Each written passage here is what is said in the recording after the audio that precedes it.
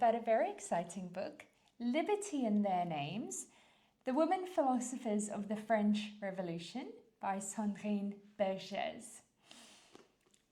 So Stephen, do you want to tell us a little bit about this book to start?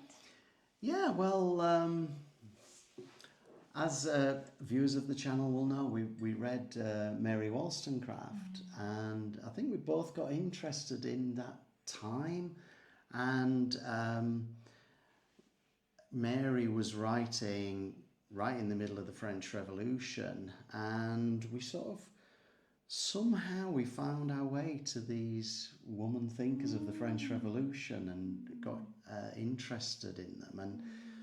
And the reason I think we've been reading this stuff is we're interested in developing a feminist philosophy of sport and a philosophy of feminist sport, and wanted to get a good sense of that sort of feminist lineage, you know. So what is the kind of real feminist thinking around these issues, or around issues of physicality and just women's place generally.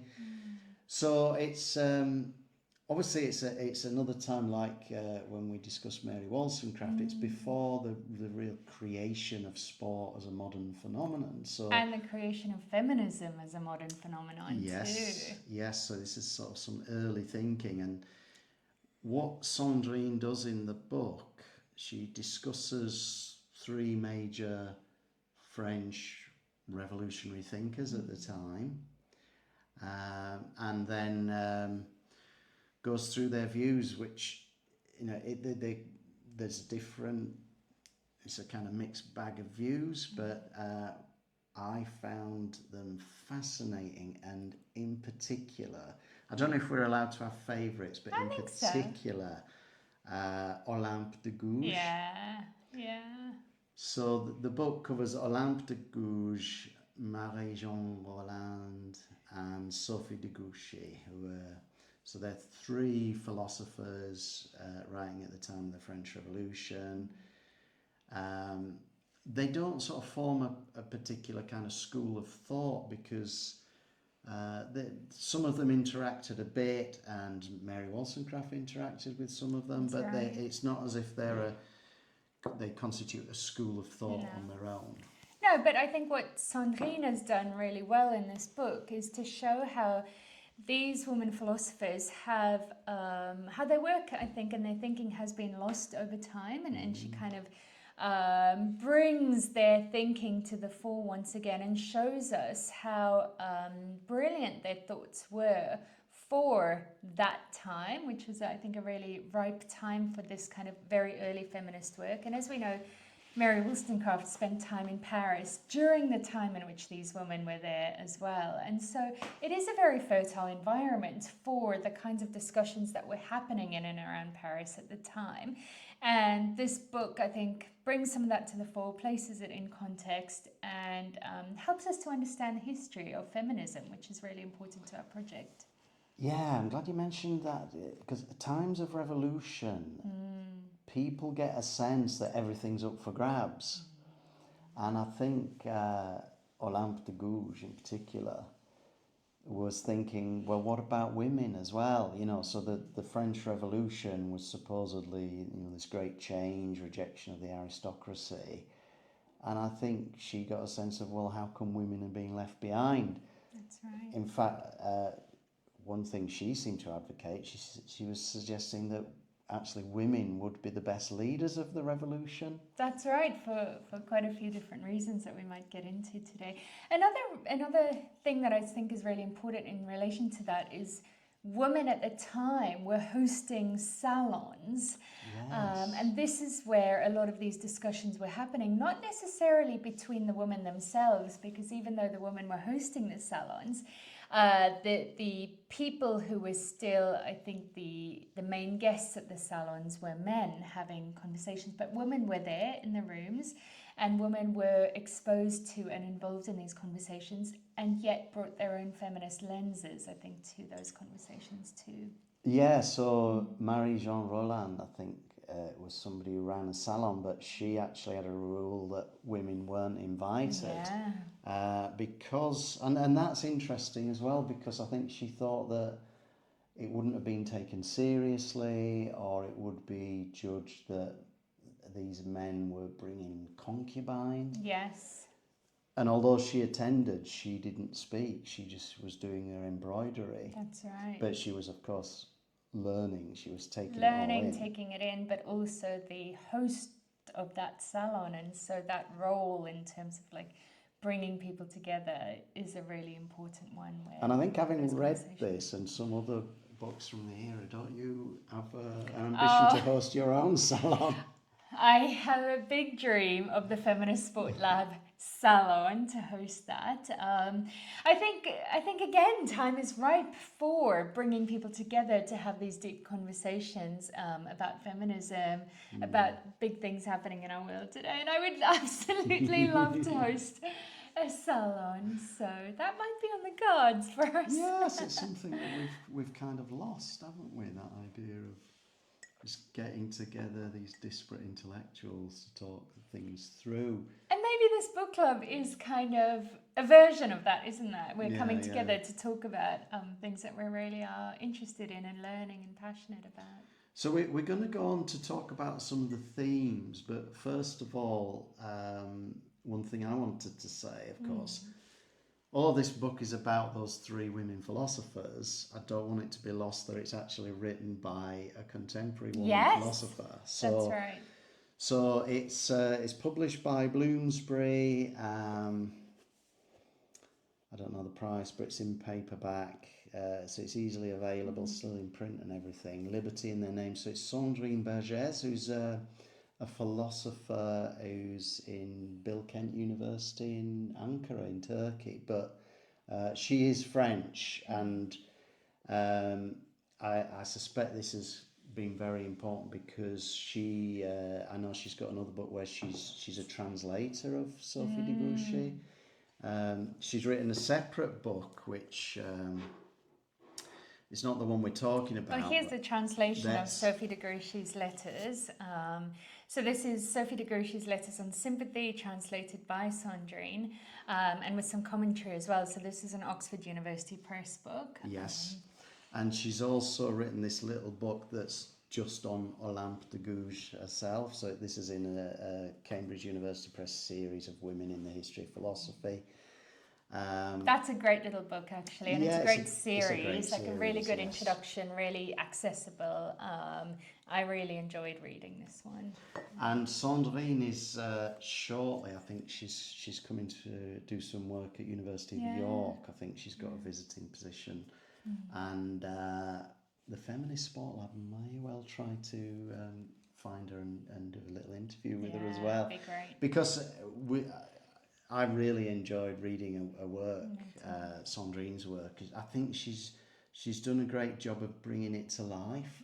I don't know about you, but the French Revolution was a bit of a gap in my knowledge. Same, definitely. You know, we hear about the Reign of Terror, we hear about the guillotine, but I don't think I quite understood what was going on in the French Revolution. No, and I don't think I understood this this ripe philosophy happening in that space. As you just said, the time of a revolution is a really good time for all these big discussions to be happening. And especially for me, seeing these women, as we saw in our last book club with Mary, these women talking about these really big ideas in ways that are still so relevant today. Yeah. It's been a revelation for me, absolutely. Yeah. So should we talk a little bit about the themes? Yeah. I mean, so one thing that I think you have to know, as you said, it's sort of before there was any concept of feminism, and I think some women were aware of these issues of injustice, others just wanted to be philosophers, and that's fine. I mean, I've heard that complaint from women philosophers, you know, in the profession. There's often an assumption if you're a woman working in philosophy, you have to be doing feminist philosophy, which is ridiculous, but it's an assumption that I know plenty of women philosophers who've got no interest at all in feminist philosophy, which That's right. fair enough. There's all sorts of other interesting things to think about, but so I think some of these women you can place in the feminist tradition, some less so. But one reason I was particularly interested in Olympe de Gouges is I think she does have feminist credentials, I agree. So again, not using the word, but some of the things she says. So here's a quote from one of her works called Primitive Happiness. She says, "A great number of well-born women are ruined because men who have seized everything for themselves have prevented women from elevating themselves and obtaining for themselves useful and lasting resources." So I certainly think Olympe is advocating for women, and For sure. she's unashamedly a woman. Now that seems an odd phrase to use, but I think in the historical context it's worth saying, because Marie-Jeanne Roland, in contrast, would usually not publish under her own name. That's right. She would sometimes do work with her husband and just have it published That's right. in her husband's name. That's right. Whereas if Sandrine's assessment is correct, she was a better thinker than her husband. Yes, for sure. Yeah. I try not to get them mixed up, because she was called Marie-Jeanne Roland and her husband was Jean-Marie Roland, so it's confusing. But Brilliant partnership there. this is the sort of thing the French sometimes do. Yeah. So that's Olympe de Gouges, and then we have Sophie de Grouchy as well, who, if you just go up slightly for me. Oh, yes.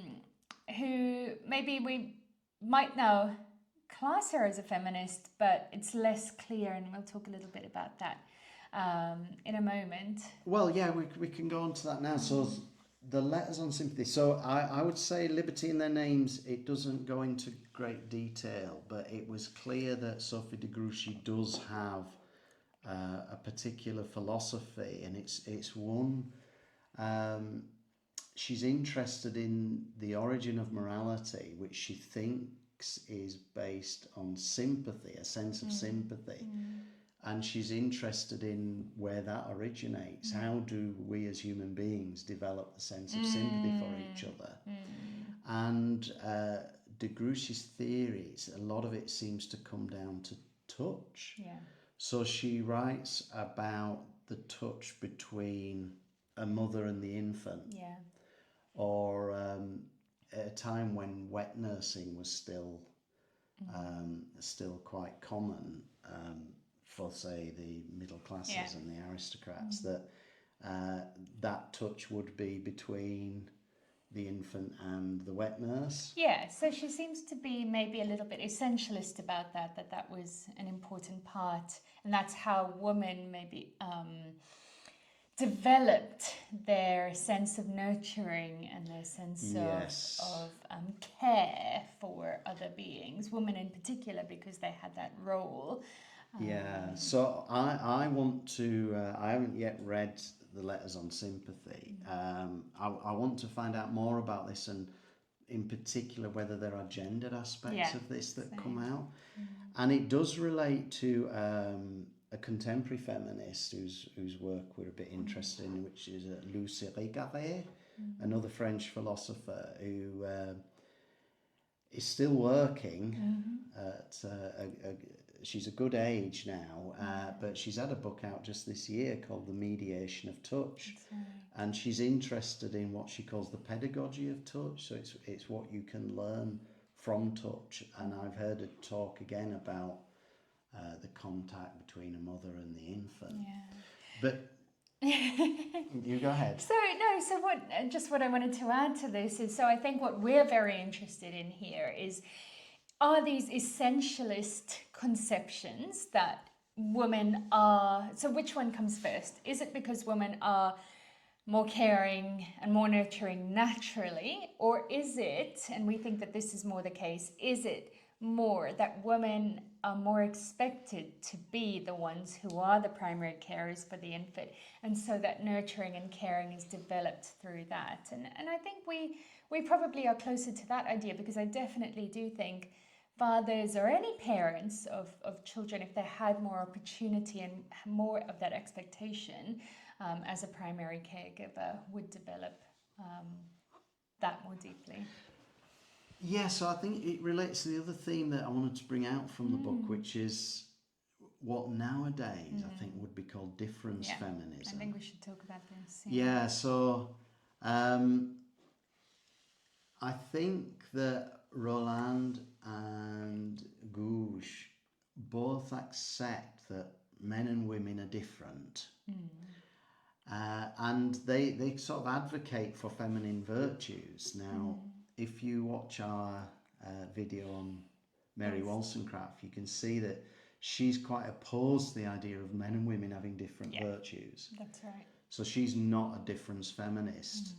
Whereas there's another strand in feminist thinking that men and women do have differences, but advocating for the feminine virtues.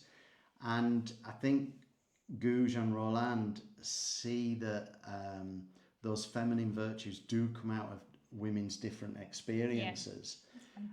So there's motherhood is an obvious one that you could talk about, but another one which they do accept is just sort of different physical experiences of the world, because women would be doing housework, for instance, as they saw it.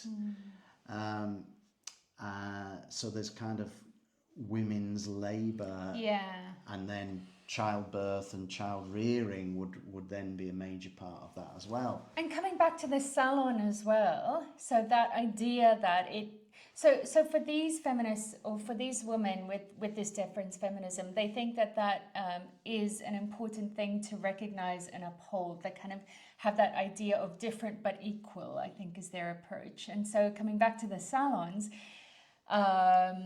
with the organizing of the salon and the hosting of the salon is seen very much as a woman's job and her role in society, and she doesn't necessarily interact, or she's not part of the salon, host, but she's seen as silent host. And so for these women, and we think in terms of this difference feminism, they see that as an important role, and we can understand that.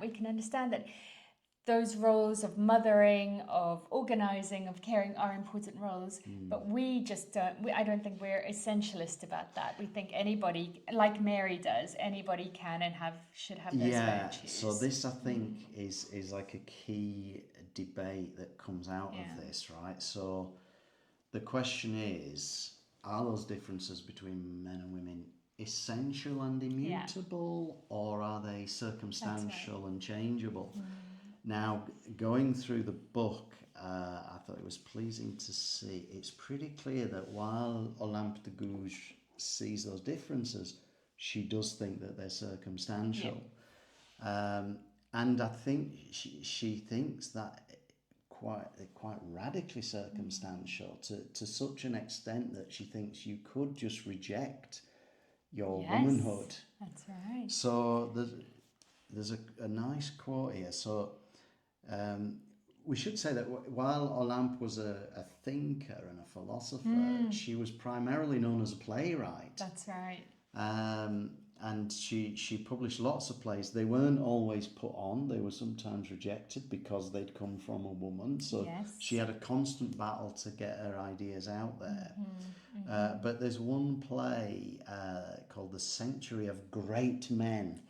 So this is from 1787, and there's a character called Ninon de Lenclos in this play. Now, Ninon de Lenclos was a historical figure, and it's a historical figure who was said to have lived as a man. Yes.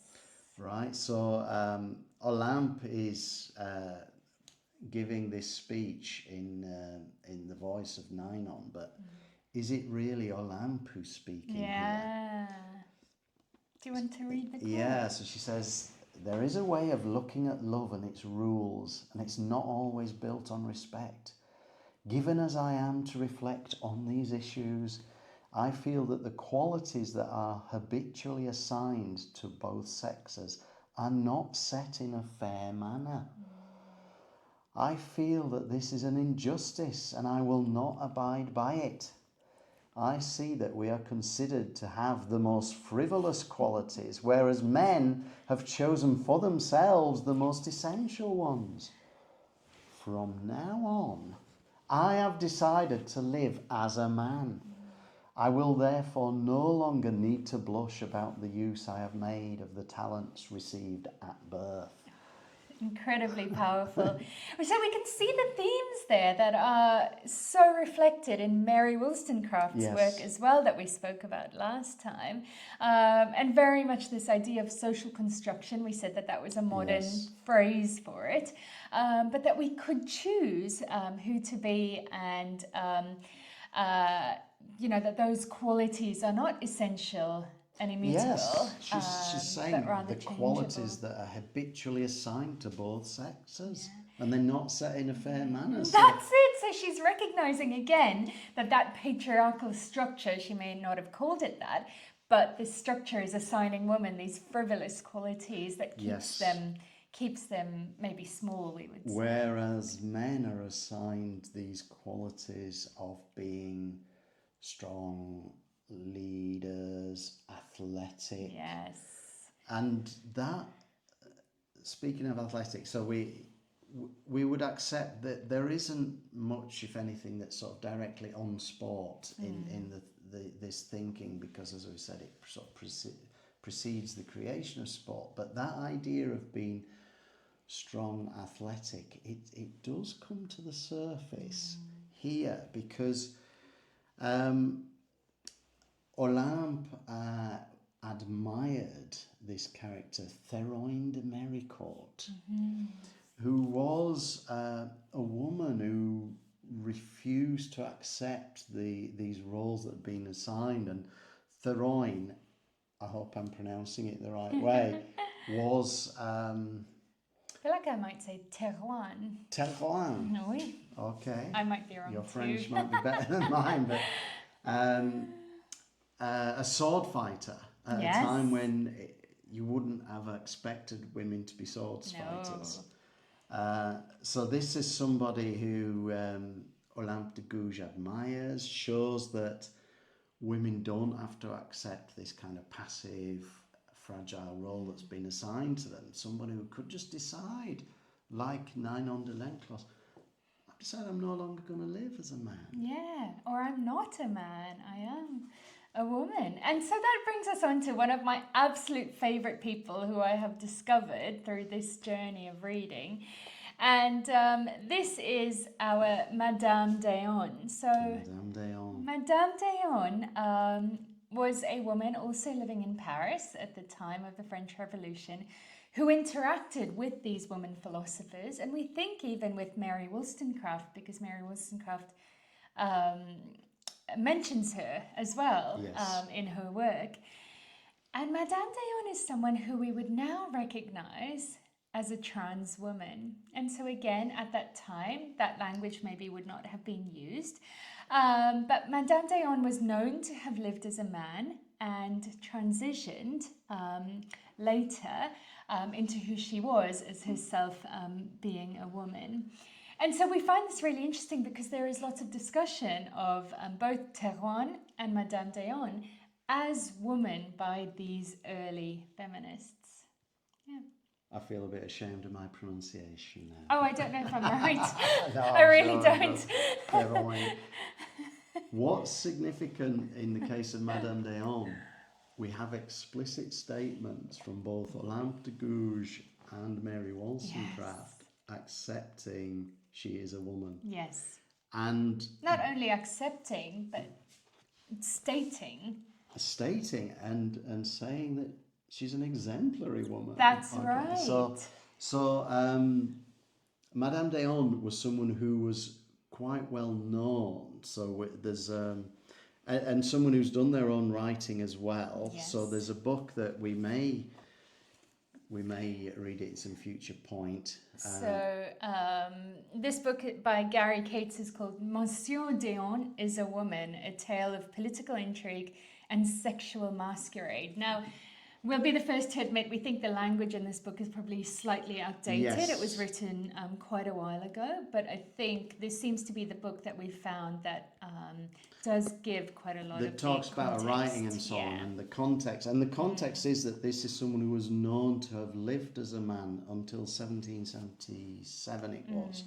And it was someone who was quite well known before that. So Olympe and Mary would have known that this was someone who had transitioned, to put it in. Yes, that was common knowledge. People did know that about Madame d'Eon. But Olympe de Gouges says of Madame d'Eon that she proves only too well that my sex is not lacking in courage. So what's significant there is she says my sex is not lacking in courage. That's right. I want to pause on that for a moment. I mean, Olympe de Gouges is saying here that a trans woman is a woman. That's basically what she's saying. It's my sex, so she's she accepting they're of the same sex. Only too well that my sex is not lacking in courage, because Madame d'Eon was also this incredible person who had done a lot. She was a spy. I think she was also a sword fighter as well, and was well known for living out in the world and doing these things that women at the time were not meant to be doing. But here she was doing them. And then in Mary Wollstonecraft as well, there's a list of exemplary women. And when we first read this, we didn't know about Madame d'Eon. That's right, we didn't know. So it's just in there. And what the use Mary makes of the Madame d'Eon is she's kind of showing that if you were to give girls and women the sort of education you'd usually give to men, then they will turn out to have courage and strength, these yeah. virtues that we often only assign to men, or men That's are right. only men are encouraged to So develop. she's showing that women could have this too if you gave them the sort of education you give to boys, and she lists Madame d'Eon as an example of this. Before we go on, can I take us on a tiny tangent here? I mean, I'm still talking about Madame d'Eon, but Stephen and I recently visited the National Portrait Gallery in London, and we went to see Mary Wollstonecraft's portrait, but also Madame d'Eon's portrait, which is absolutely beautiful. But what I loved most of all is there is a picture, a wall of different pictures, newspaper articles and so on from the time about Madame d'Eon that is in the National Portrait Gallery. She's got a whole wall to herself. A whole wall dedicated to her, or to even at that time the way that she was depicted in the media, and often questioned in the media, often spoken about in quite mean ways in the media, as we see now with trans women. But what I wanted to mention, one of my favorite pictures on that wall, is a picture or an artist's impression of Madame d'Eon being made to stand in front of a jury of matrons, as it says on the picture. And this jury of matrons is there to decide whether or not Madame d'Eon is a woman. And I just found that incredibly powerful, because that was back in the 1700s. And we still see echoes of that today, in sport particularly. And it shows me that this is the same struggle, but it also shows me that the feminists of the time, Wollstonecraft, these French women who we're talking about today, all accepted Madame d'Eon as a woman. They recognized she was a woman. And it really does show that there has always been that kind of trans-inclusive feminism. Yes, that's what I'd say about Olympe de Gouges and Mary Wollstonecraft. What's surprising is to find that their feminism is trans-inclusive. And we weren't expecting that. Wasn't expecting that at all. We're going on a very big learning journey here. But yes, the matrons judging, it also shows that gender is something that is policed and has always been policed so violently. And Mary and Olympe are realising that what this battle's about is it's about the gender norms. It's about saying if you're a woman, you have to be like this. If you're a man, you have to be like that. And they're both thinkers who I think where their feminist credentials are shown is that they see that that's something that they reject, the idea of policing, of gender be policed, of saying to be a woman you have to be like that, to be a man you have to be like that. And yes, of course, we absolutely see it still now. There are people who are self-appointed police officers of gender. We see, we're not going to name names, but people know who those are who decide it's their role to police gender and say who is and who isn't a woman. That's right. Who looks like a woman, who doesn't look like a woman, who acts like a woman, who doesn't. And here are these, really well-respected feminists. Wollstonecraft is absolutely trans-inclusive, as we said, that she lists Madame d'Aon as an exemplary woman, showing that there is no conflict between feminism and trans rights, and that feminism should be and is trans-inclusive, because feminism really is that rejection of the idea that there are male virtues and female virtues, and of this binary as well. Yeah, I mean, that's one thing we wanted to do by reading this kind of feminist lineage, is to sort of get what is the right feminist stance to take on certain issues, say in sport and trans inclusion. And I think we were amazed to find something on this so early on in our reading journey. I was not expecting that. The one other thing I wanted to talk about was just coming out of this, reading Sandrine's book and the book on Olympe. What a hero Olympe was. This idea she was unashamedly a woman.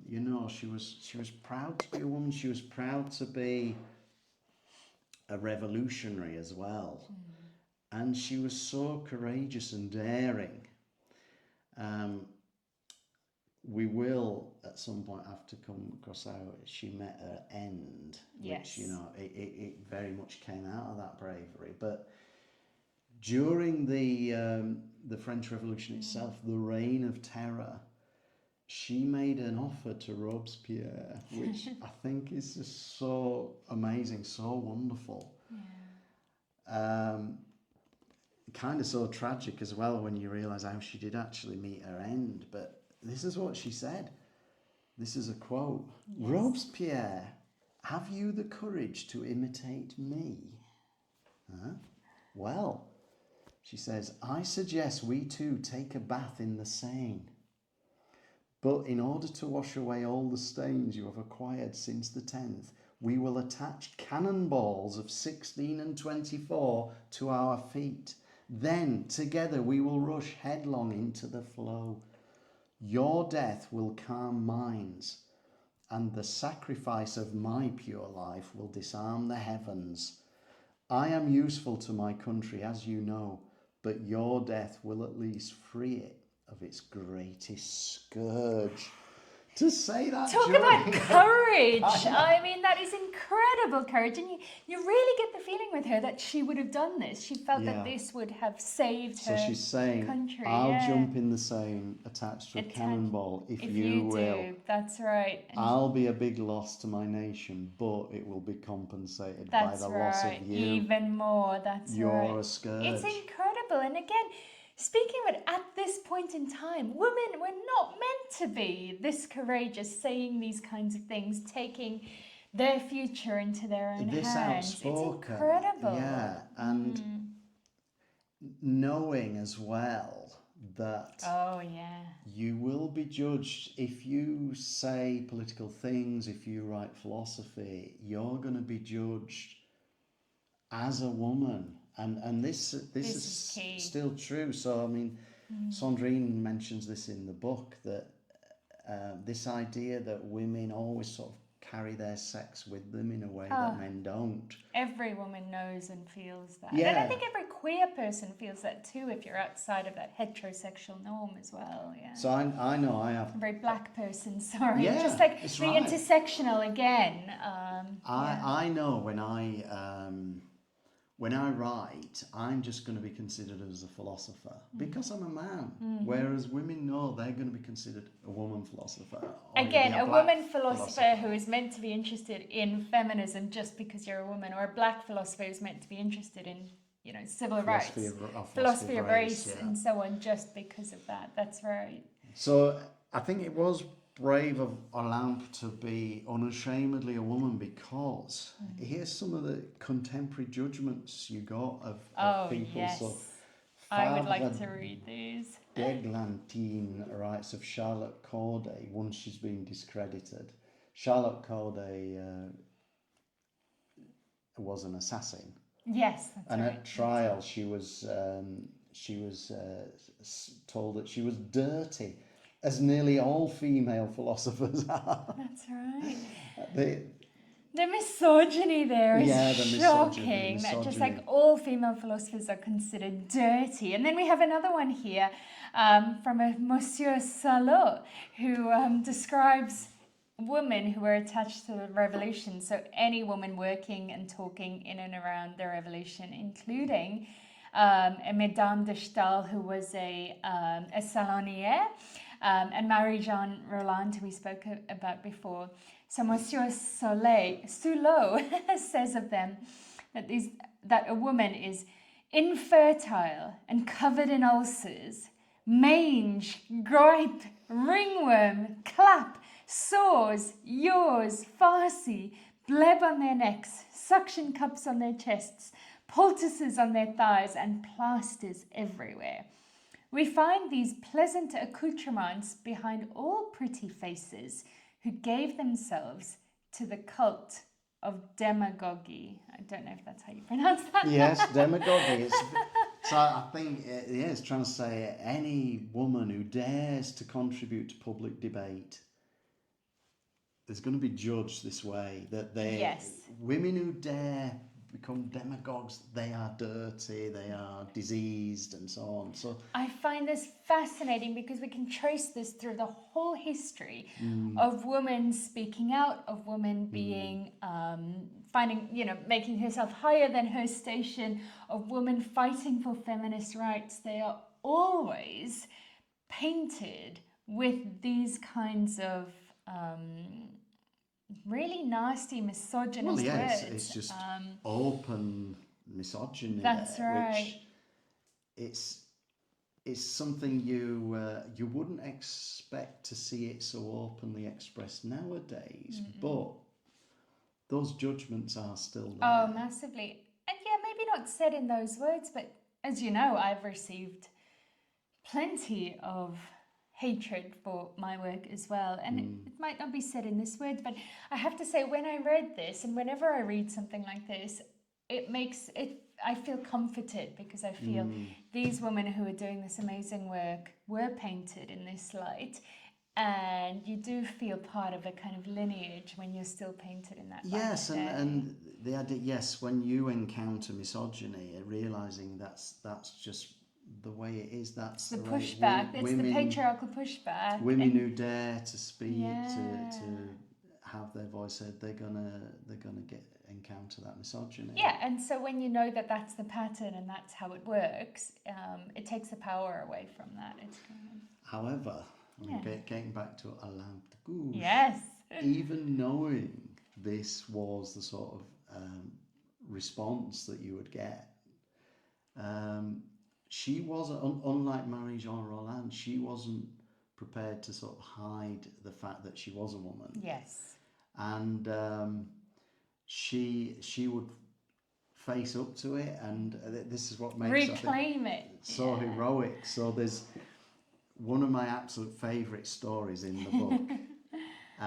So Olympe was just in a carriage ride, and there was this man in the same small carriage who claimed that he knew Olympe de Gouges, and that Olympe de Gouges was illiterate and not the author of her own works.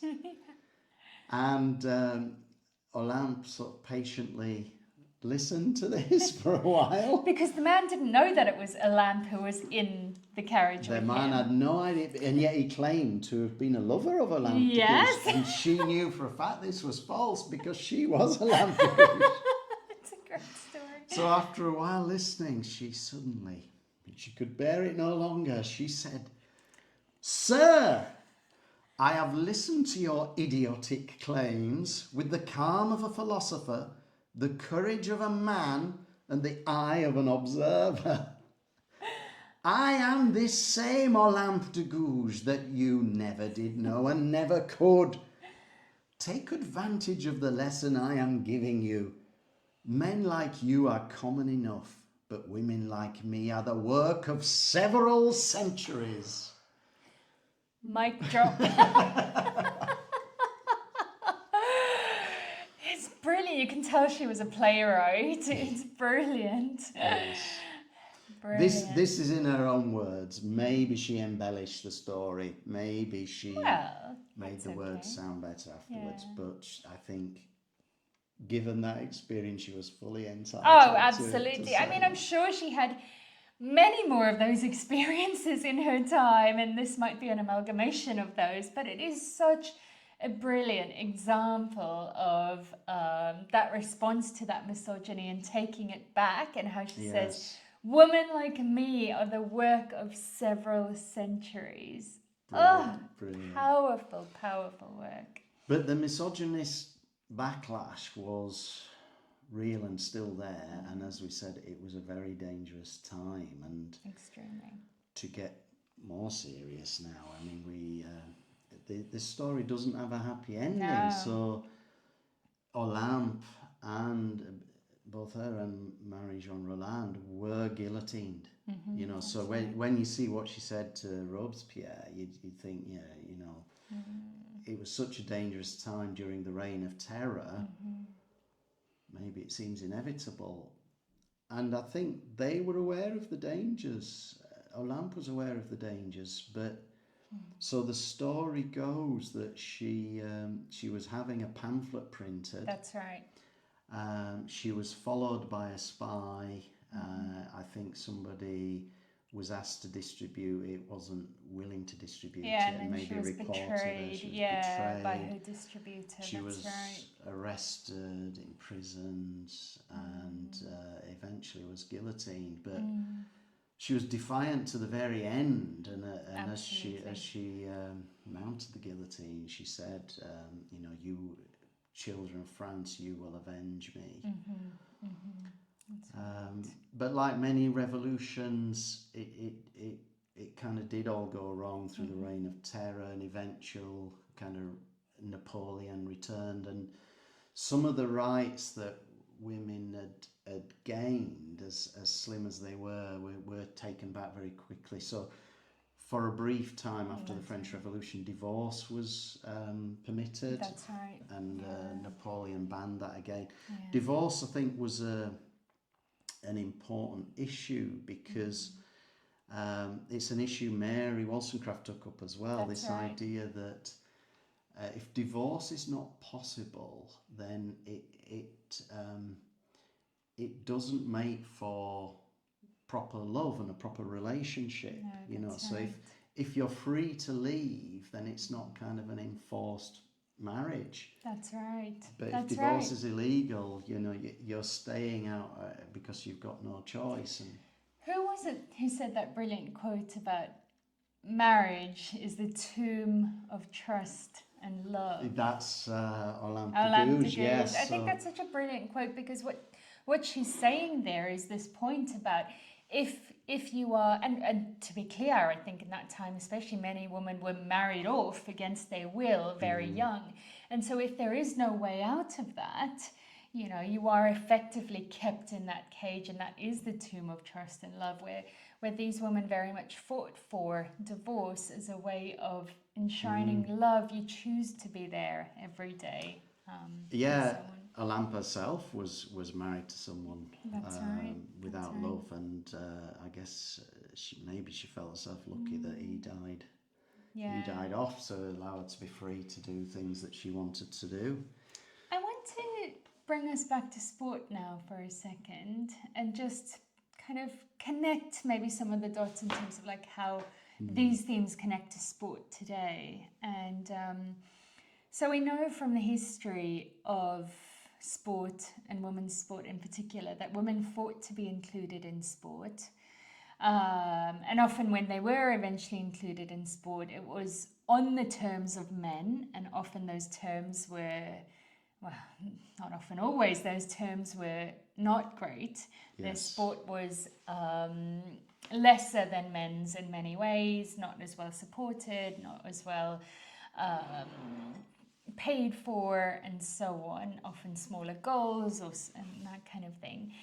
And I think where we connect the dots here with that is that with these women, these French women philosophers, you know, they dared to stand out. They dared to be known as women who were making a stand and taking a stand and doing something that women weren't supposed to be doing. Yes. And as we know, at least 2 of them died at the guillotine.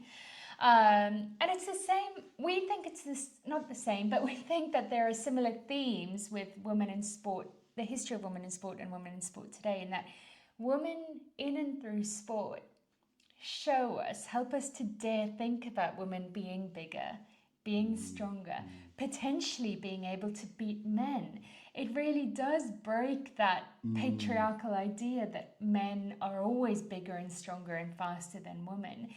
And patriarchy always fights back and tries to keep women smaller in many ways when women start to outshine men in physical ways. And when we do see women who do well, those women are often punished very heavily by patriarchy, as these women were at that time. And for us, that's where those connections are. And the punishment these days, obviously, are not only sex tests, but also, as we've seen with Madame Dayan and so on, public shaming of women as being unwoman or not womanly enough or somehow a man rather than being a woman. So that for us, I think, is the connection between this book and these thinkers. Brilliant, yes.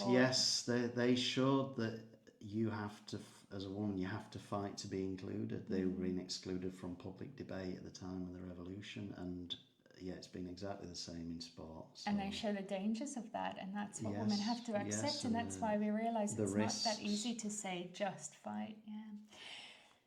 So, is there anything else? Did you have any last thoughts on this? I was just going to ask, by way of summary, Sheree, what did you think of this book? Okay, so I absolutely love this book. As we said when we started, this was a real introduction for me into this time, not only the philosophy and the thinking of these women, but what was happening in that context, in that space, and that was a real education for me. But for me, this book really, I think the key thoughts were that feminism has always been trans-inclusionary, that feminism has always been intersectional. There are many other themes that we didn't talk about, including slavery. Slavery, yes. So these women do address slavery as well. And so for me, this book really helped me to situate the work that we're doing now in sport within this feminist lineage already. And I honestly didn't think, as with Wollstonecraft, that there would be anything. I don't know, for me I seem to think that this would be outdated and we've won all those battles, and yet you see the same themes. So how about you? I loved it as well. I got so interested in French Revolution. It did help me just picking up on what you said there about intersectionality. It did help me kind of understand that I think there was a realization even back then that the enemy was injustice and discrimination and prejudice and all this.